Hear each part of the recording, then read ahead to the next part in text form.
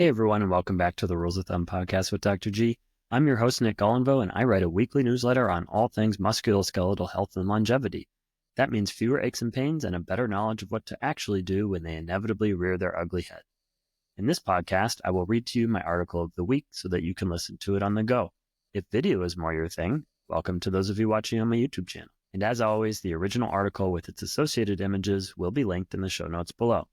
So without further ado, let's get into this week's article titled Quervain's Tenosynovitis, Wrist Pain That Will Stop You in Your Tracks. Despite the obscure name, Quervain's Tenosynovitis is one of the more common and more miserable causes of wrist pain that I see in my clinic. Sort of like tennis elbow, don't write this off as, just some tendonitis. Patients who get this are in serious pain. In its most basic form, this is a tendonitis of the thumb side of your wrist. To understand this condition, take a quick moment to make a thumbs up and look down at your wrist. See the two tendons that stick out to form a box on the thumb side of your wrist? The lower of these two tendons is in an anatomic location known as the first dorsal compartment. Essentially, it's a collection of tendons that run through a really tight tunnel. Here's a fun fact. That box you see on your wrist is actually known as the anatomic snuff box. Seriously, that's the doctor name for it. You can also feel your pulse inside that box if you relax your thumb. Isn't anatomy cool? So, these tendons run in a very tight tunnel. With repetitive overuse of your wrist, hand, or thumb, you can develop irritation along the tendons inside that tunnel. Irritation leads to inflammation, which leads to thick, fibrous, scar sort of tissue that forms inside the tunnel, which then leads to friction in a tight space, which leads to more pain. Classically, the absolute worst position for this condition is a position of wrist ulnar deviation and thumb extension.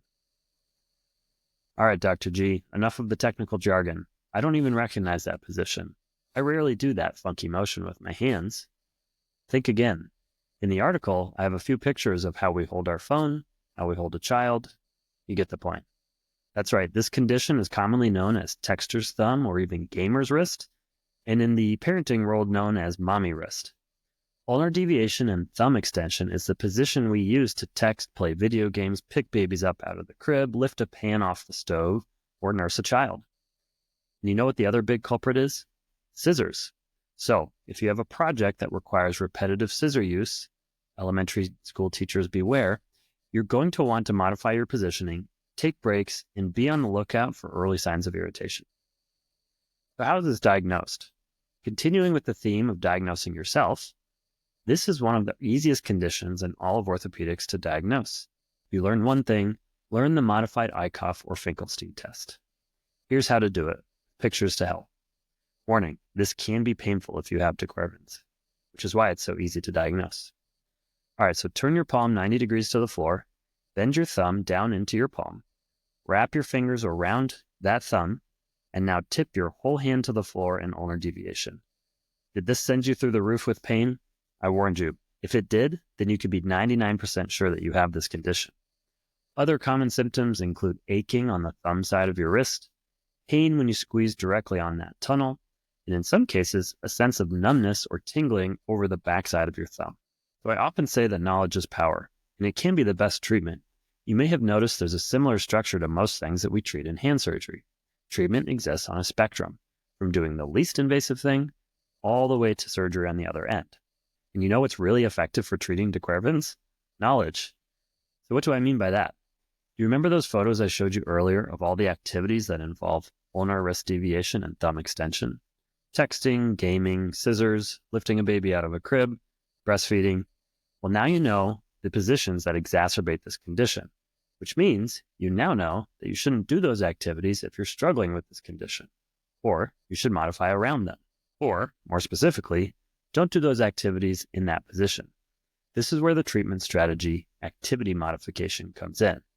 You're not going to stop nursing your baby, but can you modify the way that you hold her so as to avoid that position? Absolutely. You can change how you text, you can change how you grip the scissors. Ask for help from a friend if you're feeling sore. The point is to let the inflammation calm down long enough to be able to extinguish it for good. This is not a no pain, no gain scenario. Quite the opposite. Instead, here's the simplest and best piece of advice I can possibly give you. If it hurts, don't do it. A brace usually does the trick. So if you've tried activity modification, but you still aren't 100% better, or you want to speed up your recovery, here's where we sort of level up to bracing. To treat Quervain tenosynovitis, you need a brace that crosses the wrist and includes at least half of your thumb.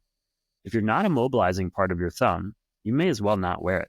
And that means that a standard wrist brace won't really do the trick. And yes, it is annoying to have your thumb in a brace. We use our thumbs all the time. But I hate to tell you, that's sort of the point. So in my mind, here's the ideal bracing schedule.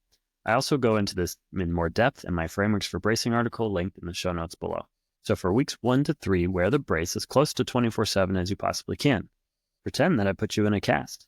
We're stopping that inflammation in its tracks so that it doesn't linger for months and months. Invest the time now. Then, weeks 4 through 6, wean yourself slowly out of the brace with the goal of throwing that thing in a drawer by the end of week 6.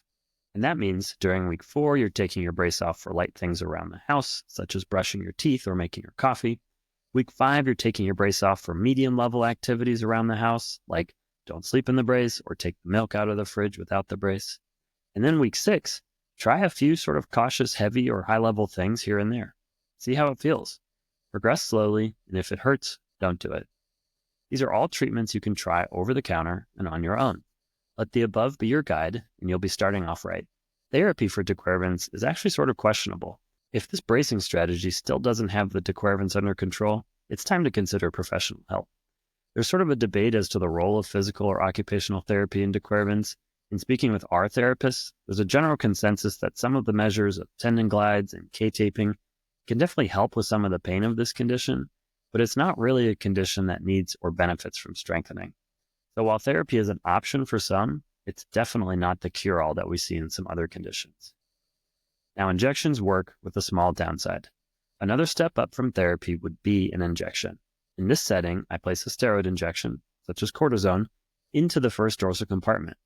If you recall from above, this is a tight tunnel that these tendons run within and is where all the inflammation gets trapped and festers. So steroid injections can actually be highly effective for Quervain's. They do come with one real downside. Anywhere between 10 and 30% of patients can experience one of two cosmetic side effects. One is a bleaching of the skin in the area of the injection. In some cases, this can be permanent. And the other is what we call fat atrophy, or a sort of sinking in of the skin around the injection site. This can also be permanent. While it's not functionally detrimental in any way, many patients are not fond of these side effects. You should know all the facts before you proceed. And lastly, surgery is a reliable fix, but few need it. If you've tried all the above and even 1 or 2 steroid injections haven't worked, you may want to consider surgery. This is a fairly quick and simple procedure that is not unlike carpal tunnel release surgery. If you remember from our series on carpal tunnel, surgery involves dividing the thick ligament that forms the roof of the carpal tunnel. The Quervain's release surgery is very similar.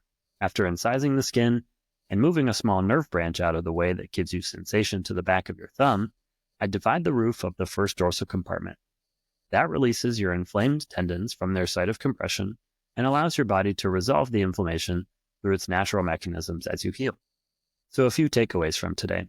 Quervain's is a painful condition affecting the thumb side of the wrist, often caused by repetitive motions like texting or lifting children. Fortunately, it's one of the easiest conditions to diagnose. One exam maneuver that you can do on your own, and that's it.